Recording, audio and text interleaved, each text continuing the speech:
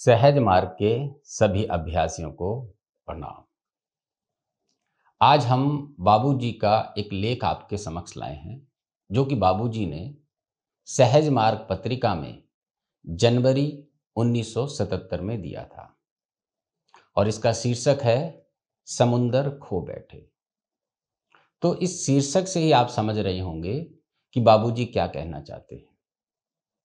समुंदर खो बैठे अर्थात बाबूजी ने तो हम सबको समुंदर दिया, लेकिन हम अभ्यासियों प्रिसेप्टर्स ने उस समुंदर को खो दिया।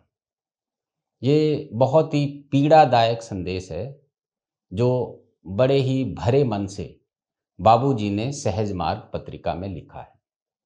आप सब जानते हैं कि सहज मार्ग में प्रिसेप्टर बनाए जाते हैं जिनका कार्य होता है कि अभ्यासियों को सहज मार्ग पद्धति बताएं। इसके लिए बाबूजी महाराज उन प्रिसेप्टर्स को कुछ पावर्स प्रदान करते हैं।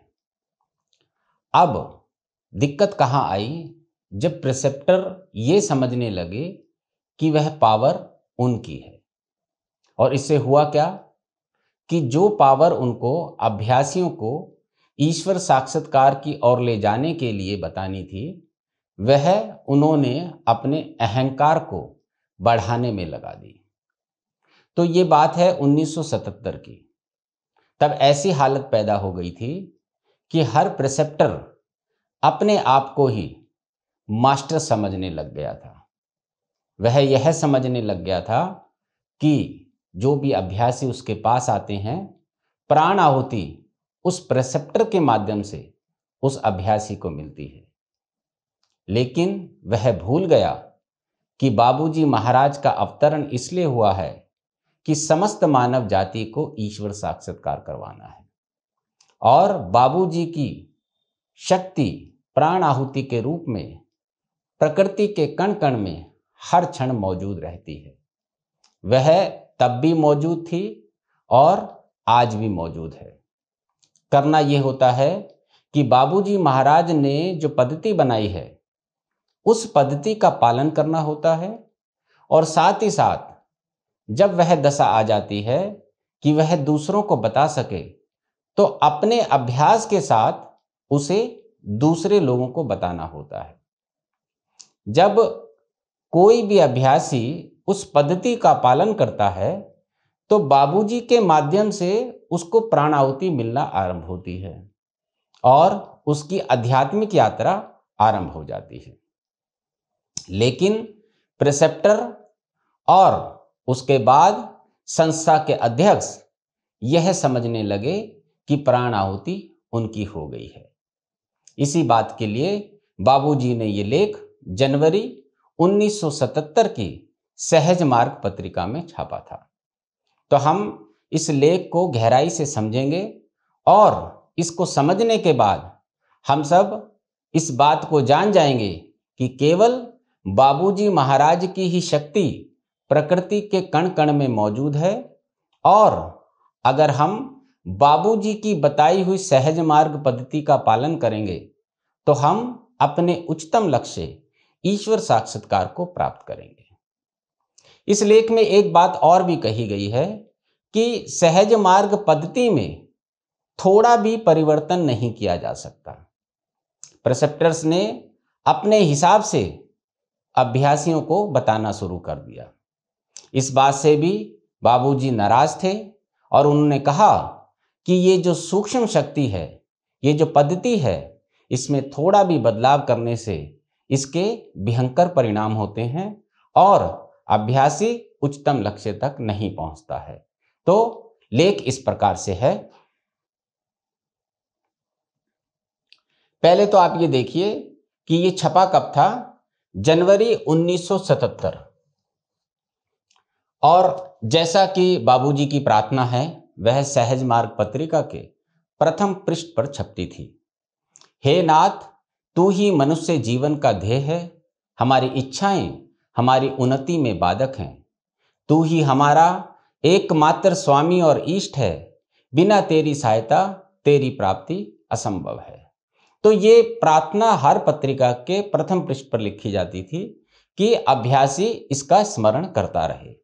तो लेख इस प्रकार से है। बढ़ाई और छुटाई का विचार पैदा होने लगा और तिल भर चीज मिलने पर ही गदगद हो गए, उसी को सब कुछ समझ बैठे। कतरा भी दरिया में छिप गया, देखने वालों को भी मालूम पड़ा कि बस ये सब कुछ है।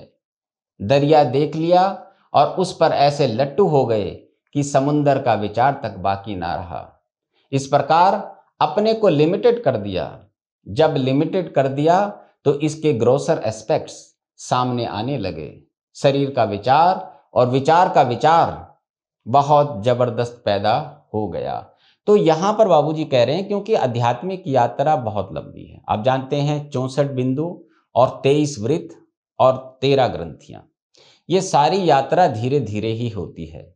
लेकिन होता यह है कि जब हम किसी बिंदु पे पहुंचते हैं और हमें कुछ प्राप्त होता है और अगर उसी अहम में हम खो जाएं कि मैंने सब कुछ पा लिया, तो सब कुछ हमारा वहीं का वहीं रुक जाता है।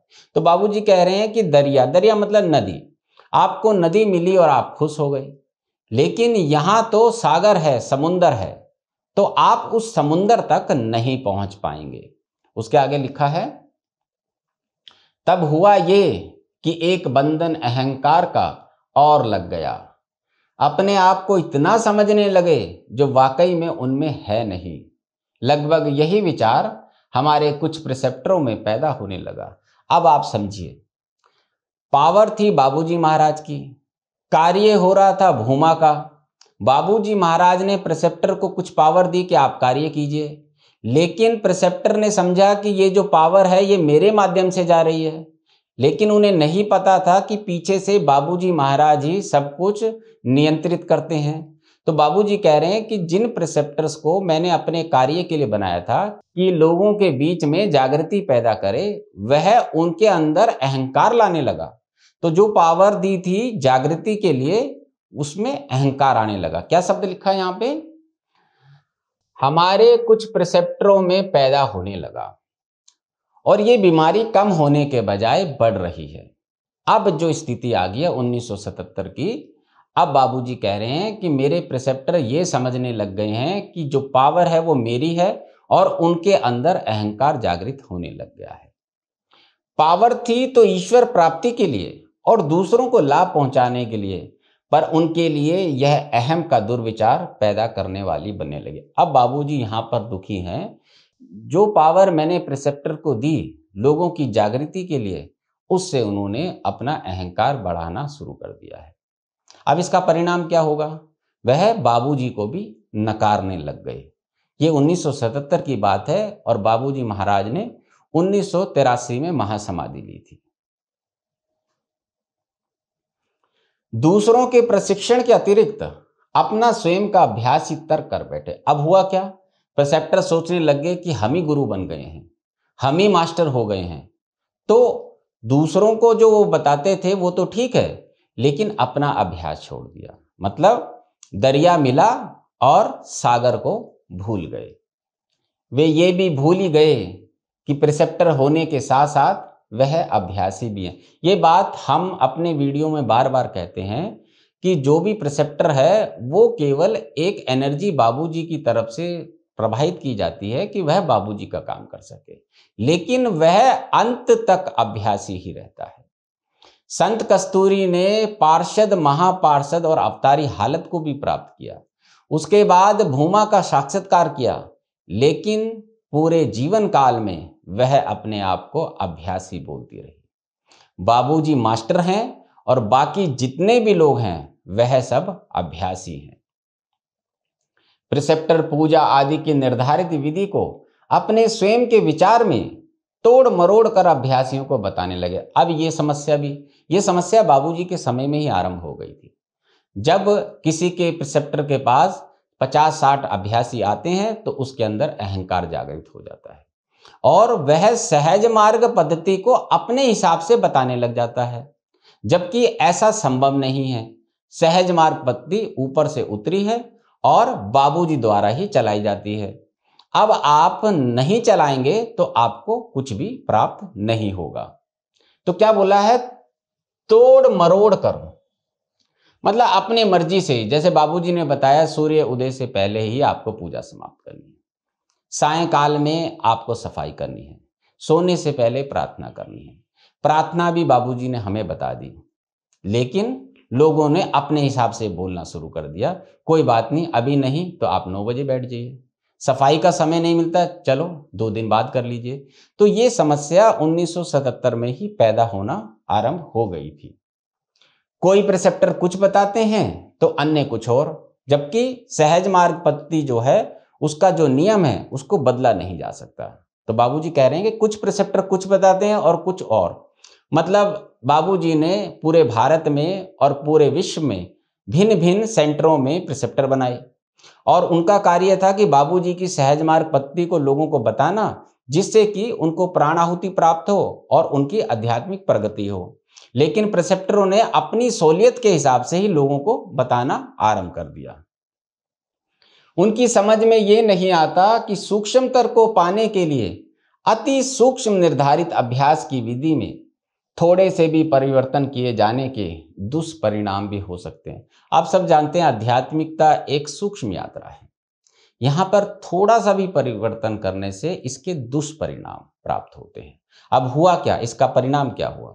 आपने देखा कि बाबूजी ने 1983 में महासमाधि ली और उसके कुछ ही महीनों और वर्ष के बाद ही बाबूजी की प्रार्थना ही बदल दी गई। अब जब वो प्रार्थना ही आप नहीं बोलेंगे तो बाबूजी की प्राण आहुति आपको कहां से प्राप्त होगी? जैसे बाबूजी ने निर्धारित की थी अभ्यासी की आयु 19 वर्ष, अब वो कम करते करते 15 कर दी है, तो इसका मतलब अब वह बाबूजी का सहज मार्ग नहीं है। जब हम किसी पद्धति में परिवर्तन कर देते हैं तो वह परिवर्तन के बाद पद्धति उस मास्टर की नहीं होती है, वह हमारी हो जाती है। और जबकि सहज मार्ग केवल बाबूजी महाराज का है। लालाजी महाराज के कई शिष्य थे, 150 से ऊपर शिष्य थे, सबने आध्यात्मिक संस्थाएं खोली हुई हैं, लेकिन सहज मार्ग बाबूजी महाराज का है। अब आप ऊपर से उतरी हुई पद्धति को अपनी सहूलियत के हिसाब से बदलेंगे तो अभ्यासियों को लाभ कहां होगा? अगर हम 1983 से आज 2022 तक देखें तो 39 साल हो गए हैं, पर क्या आपने कोई संत कस्तूरी की तरह उच्च स्तर का अभ्यासी देखा? वह इसलिए नहीं क्योंकि कोई भी बाबूजी के सहज मार्ग को समझ नहीं रहा है। इसमें अभ्यासियों का दोष नहीं है, इसमें पूरा दोष संस्थाओं के अध्यक्ष और प्रिसेप्टर्स का है, जो बाबूजी की सहज मार्ग पद्धति को समझते नहीं हैं और अभ्यासियों को बता नहीं रहे हैं। और जब खुद ही नहीं आता है तो आगे कैसे बताएंगे, और फिर उनकी आध्यात्मिक यात्रा कहां से कहां पहुंचेगी? इसीलिए आज हमें उस तरह के अभ्यासी प्रिसेप्टर प्राप्त नहीं हो रहे हैं, क्योंकि वह बाबूजी की सहज मार्ग पद्धति का पालन नहीं कर रहे हैं। हमारे वीडियो लगभग 150 के पास होने वाले हैं और हमने हर वीडियो में यही कहा है, केवल और केवल बाबूजी की प्राण आहुति हमें ईश्वर साक्षात्कार की ओर ले जा सकती है। इसके बीच में हमें किसी की आवश्यकता नहीं है, केवल आवश्यकता है तो बाबूजी की सहज मार्ग पद्धति को समझने की, किस प्रकार से उस पद्धति का पालन करना है, अभ्यास करना है, और बाबूजी महाराज आपकी प्रगति करते हैं। हमारे पास सैकड़ों अभ्यासी हैं जो अभ्यास कर रहे हैं और बहुत प्रगति पा रहे हैं। इन वीडियो को देखने के बाद जिसने भी बाबूजी के सही सहज मार्ग को अपनाया है, आज उनकी दशाएं ऊपर की ओर बढ़ रही हैं। क्या कोई कह सकता है उसने कुल इन्फिनिटी को पा लिया है? यदि असलियत की एक ग्रेन भी मिल जाए तो वह इतनी बड़ी चीज है कि कुल दुनिया की दौलत से भी उसकी कीमत अदा नहीं हो सकती। ऐसा भी है कि उनको जो पावर दी गई उसका उपयोग वे अपने अहंकार में दफन होकर करना चाहते हैं। यह नहीं सोचा कि इससे मेरे लिए 2 काम हो गए, एक तो उनकी आध्यात्मिक उन्नति हेतु उन्हें आगे बढ़ाना और दूसरे उनसे उनके स्वयं अर्जित अहंकार को अलहदा करना। अब बाबूजी कह रहे हैं कि तुम्हारे अंदर जो अहंकार आ गया है वो तो एक ग्रेन के मात्र भी नहीं है, कुल इन्फिनिटी, मतलब वह अनंत की शक्ति। अगर उसका एक ग्रेन, अगर आप एक ग्रेन भी पालें तो उसके सामने पूरे ब्रह्मांड की दौलत भी कुछ नहीं है। लेकिन ऐसा हो नहीं रहा है।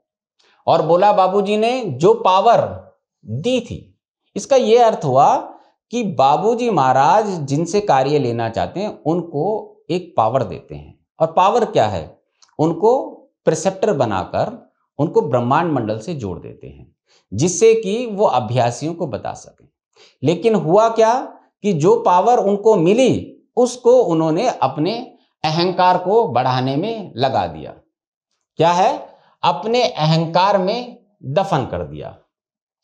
और बाबूजी कह रहे हैं क्योंकि तुम सब मेरे साथी हो तो मुझे दो काम करने पड़ रहे हैं। अब दो काम का मतलब समझिए, एक तो जो प्रिसेप्टर बनाया है उसके अहंकार को साफ कर रहे हैं, और दूसरा वो जिन अभ्यासियों के पास जा रहे हैं उनको वो पावर उसके माध्यम से सप्लाई भी कर रहे हैं। तो बाबूजी का काम तो यहां पर डबल हो गया।